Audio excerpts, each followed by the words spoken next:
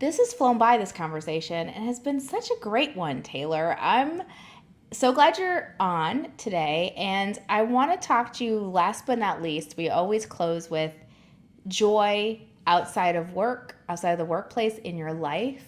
I maintain that the one thing about black women is they are always going to succeed. I don't care what it is, especially it's like if you got black women got a hustle that has a hustle and a full-time job, and all of them are good. Black women are redefining name an industry. Like we are actually statistically the most educated and entrepreneurial demographic, right? So we know how to get a bag, right? We know how to get money. But so many of us, and I think women in general, to be fair, struggle with this piece of joy outside of work, but particularly for black women. Typically, life is all together in every area but outside of work, like cultivating a life that's well lived. And so you seem to have some good insights and you seem to look like you're a joyful person. So I wanted to close out with asking you, how are you centering joy in everything else non-work related? Yeah, this is something that has honestly been a process for me, continues to be a process because the blessing and the curse of loving what you do is sometimes you do it too much. And so I've had to be like, okay, that's great that I love it, but I also want to be able to answer the question, like, what do you do for fun? So I have always loved reading, and that's something that I'm leaning into more. And even like when I would read, it would still be kind of work related, but not work related because I might be reading a book that's interesting, but then I'm like, and then I can incorporate it into this thing that I'm doing. And it's like, okay, that's still work. So I've just been enjoying reading like murder mysteries, romance novels, like just things that are light and fluffy and fun that have nothing to do with work. Another thing that I've been really enjoying is leaning into things that take time. And so now one of my new hobbies is paper making. You can like make paper out of other pieces of paper. So I'm doing a whole project right now where I'm like writing the story of how something happened and I'll catalog that and document it.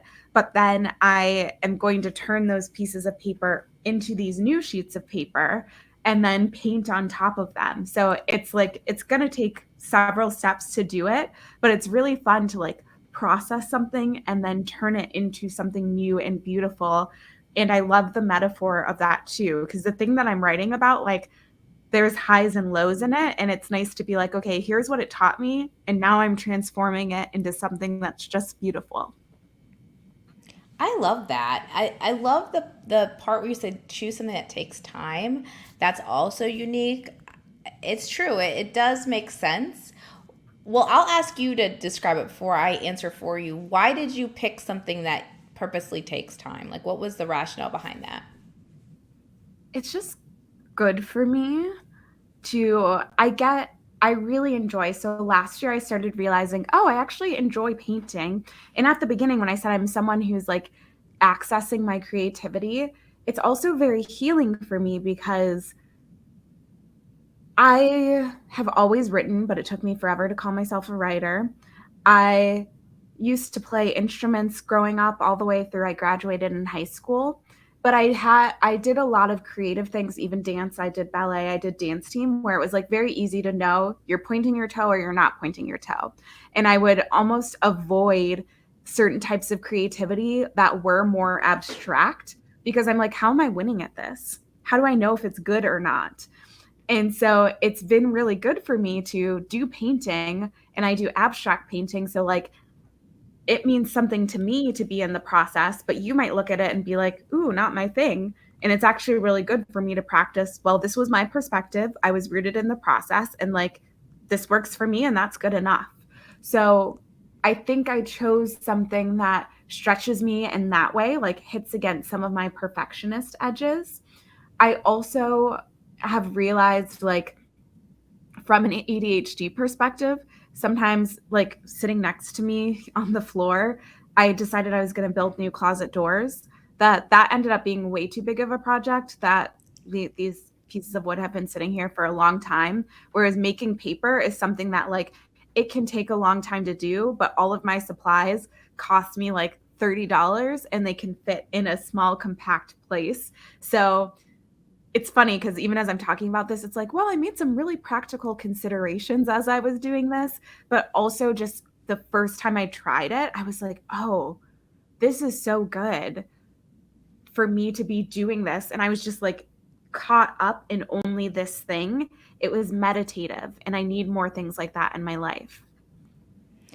Yeah, and I think practicality needs to be in the mix, right? Like because it keeps you invested, like you're going to keep doing it, right? And so a little bit of practicality and like you keeping it contained, right? Time investing time but containable, right? Where it's like, yeah, you can put the paper products away and it's not you can put all of it away, $30, and you can put it in your closet or in a corner and it doesn't impact your life in any way versus like some huge home improvement project that will make you sad real quick if it's not all the way done. So I think that makes sense. I love that you added it's meditative. I think we don't talk enough about the fact that self-care for yourself should be quick too. Like it could be, taking a sip of water. It could be putting some lotion on that's your favorite scent. But also there is a benefit to picking up hobbies or activities that require you to fully disconnect and be present. And these kinds of things people talk about, whether they're like crafting, quilting, painting, dancing, singing, these things that take time and have you in the moment. Like you have to be in the moment in order to be somewhat successful, but yet it's not stressful in the moment. It's just like I'm thinking about this process. I think that does create joy, and I've not really connected it. It makes perfect sense to me, but it's like now that we're having this conversation, it's like, yeah, that makes sense to me why that would be a part of your process and why you would do that. And it also makes sense to me too that there's a lot of resistance, I think, too, for high achievers and perfectionists to embrace creativity and to embrace calling themselves a creative, because many times we're been challenged culturally to be like, be practical, get a job, get a bag, get these things. And so creativity comes later. It's like what you do when you retire or after the fact. So I really love the way that you are centering creativity in your life. I think that's wonderful. And also the way you're centering, you talked about beauty a little bit, a piece of that. And so what is the decision that you make that keeps you going back to these things, that keeps you, for our audience who may be like, that's great, but I'm fighting with guilt or time management. What keeps you going back and prioritizing that? Yeah, I think part of it is not putting a ton of pressure on myself, that like there isn't a timeline for I need to have 10 sheets of paper made by this time. And allowing the fact that it takes time, not just like the physical time to make the paper, but like this is something that I'm making over months, and it's going to be really beautiful at each point of the stage. So for some people, like, take the pressure off. You're not getting a performance review for this.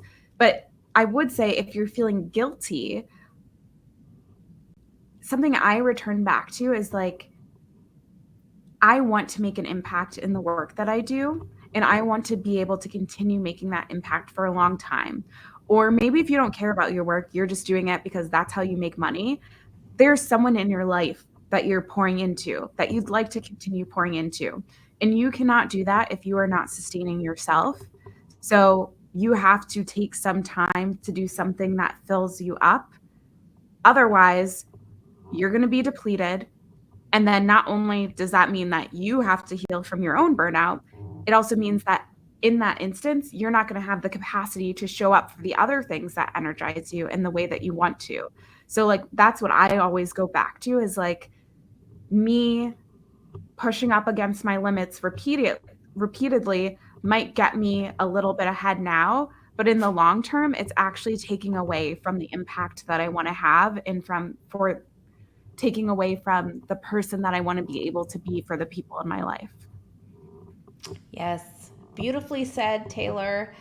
I'm going to leave you with the last word, and I'm going to ask you one last final question. That's a fun one. I don't know about everybody else in the audience. I'm being selfish here. I'm a giant bookworm, so I love a good recommendation. What is the last book that you read that you're excited about?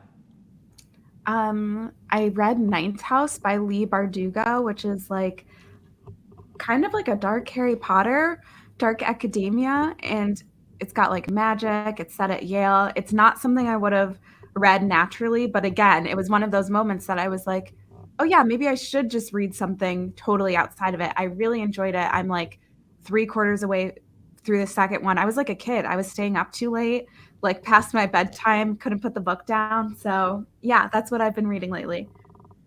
Awesome. All right, you've heard it first. She's the person who did Shadow and Bone, correct? Yes. Got it. Makes sense. All right. So, how can we connect to you? That's the last question. How can we connect with you? Yeah, the best way to connect is to go to innerworkout.co, and there's buttons to take our free take care assessment, get the book, and then I also recommend signing up for Self Care Sundays. That comes out every Sunday. All right, you heard it. Go run to click over to Taylor's site and get all of those goodies and grab her book. Thank you so much for joining us on the podcast, Taylor. It's been wonderful having you. Thank you for having me, Kelley.